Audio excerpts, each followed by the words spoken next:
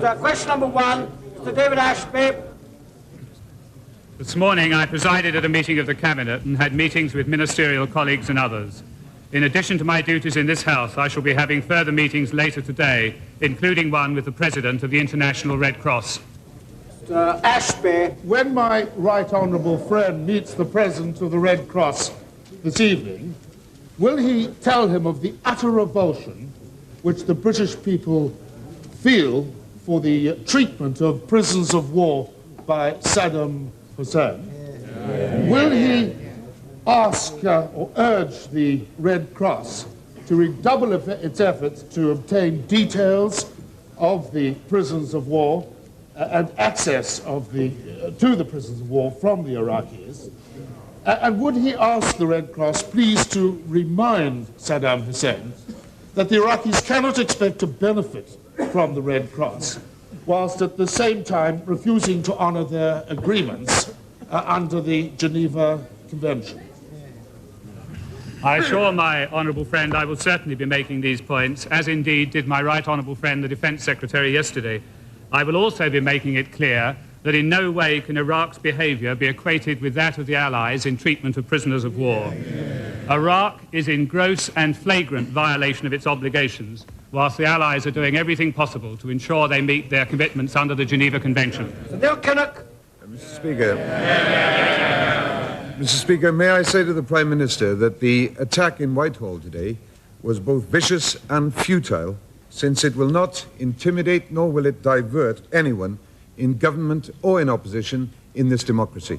May I, Mr. Speaker, express my relief at the fact that the attack caused so little harm to people, my admiration for workers in Whitehall who continued with their duties, and my appreciation to the emergency services who responded with great speed and great expertise.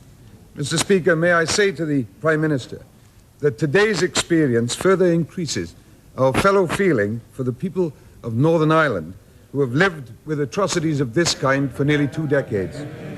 And may I put to him my firm view that outrages like this one today increase the unity and the determination we all have to defend democracy and to defeat terrorism, whatever its source. I am grateful to the right honourable gentleman, and I know that he shares my contempt for terrorism, as he's just expressed again most eloquently. I think it is clear from the timing of the attack this morning that does suggest it was a deliberate attempt this morning, both to kill the Cabinet and to do damage to our democratic system of government. It failed, nor in any circumstances could it possibly have succeeded. Many people in this country, including most noticeably those many brave people in Northern Ireland, have been victims of terrorist attacks on many occasions. None of those attacks have succeeded in changing the policy of successive governments, nor the policies or principles of this House in any single iota, nor will they. The IRA's record is one of failure in every respect. That failure, I think, was demonstrated yet again today. It is about time they learn that democracies cannot be intimidated by terrorism, and we rightly treat them with contempt. Would my right honourable friend agree that in this exceptionally cold weather, which is forecast to increase in intensity, some categories of our fellow citizens, especially the elderly and the infirm, may suffer grievously? Is it possible for my right honourable friend to consider ways and means of bringing extra help to such people? My right honourable friend, the Secretary of State, did meet my right honourable friend, the Chief Secretary, this morning to discuss the particular problems faced by the wholly exceptional weather at the moment. I should say to the House that severe weather payments have already been triggered in half the country, and that may well be extended. Our primary concern at the moment is to ensure that vulnerable groups keep warm. My right honourable friend, the Secretary of State, will therefore be announcing later today that the 7-day qualifying period will be waived in view of the exceptionally severe weather. People should therefore keep warm. People should therefore keep warm, secure in the knowledge that payments will be made to those eligible, even if, as forecast, the cold weather only lasts a few days. Payment will also be made at the enhanced rate of £6 a week to reflect higher fuel charges. Paddy Ashton. Mr. Speaker, will the Prime Minister pass on our best wishes to those who were injured in this morning's outrage? Does he realise that the whole House, and I believe the whole nation, will back him in his determination to ensure that government continues as usual, despite this morning's outrage? Does he agree with me that the operation of an open democracy necessarily carries with it some risks, and that the proper response to terrorism is to do as he has done, to make it clear that we will not be deflected in our policies, nor will we be weakened in our determination to preserve the open and accessible character of our democracy? I think the right honourable gentleman speaks for the whole House in what he says. Our determination to beat terrorism cannot be beaten by terrorism, and I hope that is fully understood everywhere. I will be happy to pass his best wishes on to those who are injured, and also his congratulations and that of the right honourable gentleman to those many people who've helped this morning with emergency services. Dr. Ian Paisley. Would the right honourable gentleman take it from me that the people of Northern Ireland would fully support what the Leader of Her Majesty's Opposition has said today? And would he also take it from me that they would congratulate the Prime Minister and his colleagues in their escape today?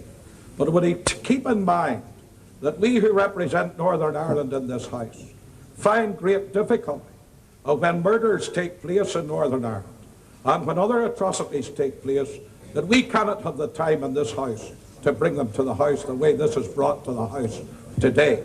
And could I ask him to consult with the Secretary of State for Northern Ireland and consider, could the Secretary of State take immediate action to see that the fair employment legislation is not used to keep workers supporting the war in the Gulf? I think the whole House recognises that Northern Ireland has, alas, had far too much experience of the sort of attack we've seen today in London. And I think the honourable gentleman will know the very firm opposition that this government and its predecessors have had against that sort of attack in Northern Ireland. Mr. Ernie Ross. When the Prime Minister meets the President of the International Red Cross tonight, further to the reply he gave to his honourable friend, the member for North West Leicestershire, will he also confirm that in the meantime, whilst we obviously insist that Iraq accept its responsibilities, that we also will accept our responsibilities with regard to others who are suffering because of our allies' failure to accept the International Red Cross and the Geneva Conventions?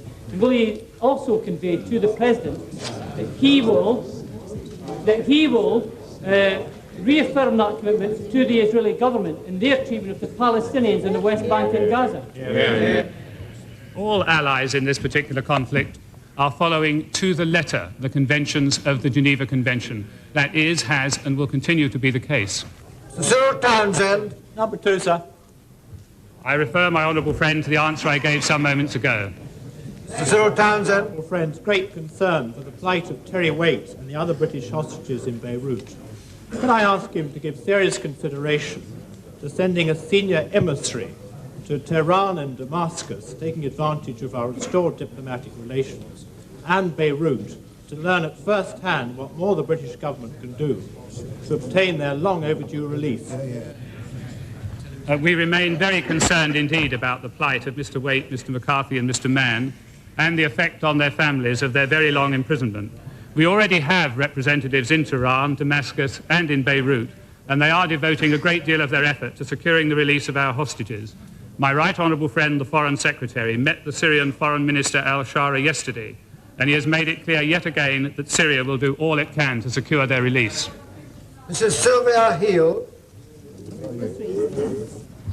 I refer the honourable lady to the answer I gave some moments ago. Heald.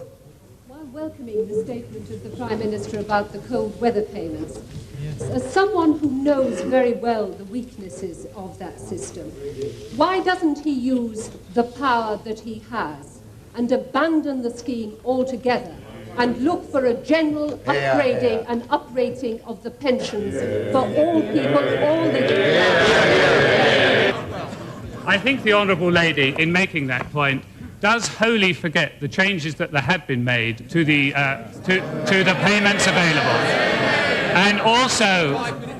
and also perhaps has overlooked that severe weather payments did not exist at all when last there was a Labour government. I will stand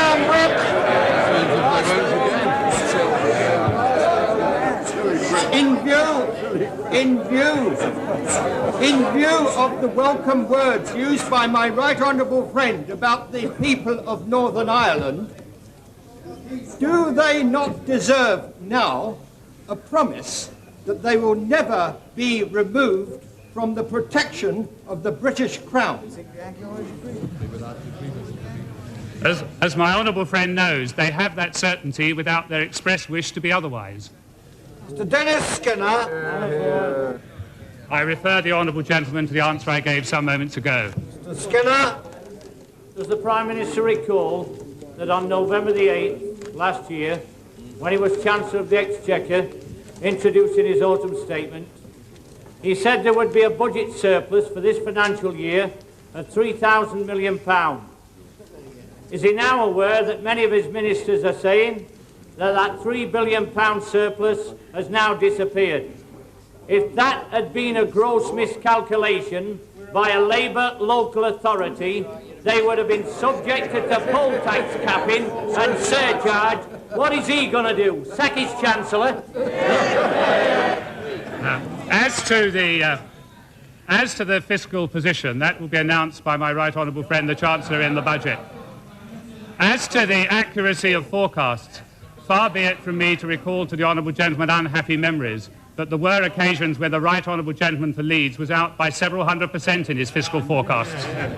Miss Emma Nicholson.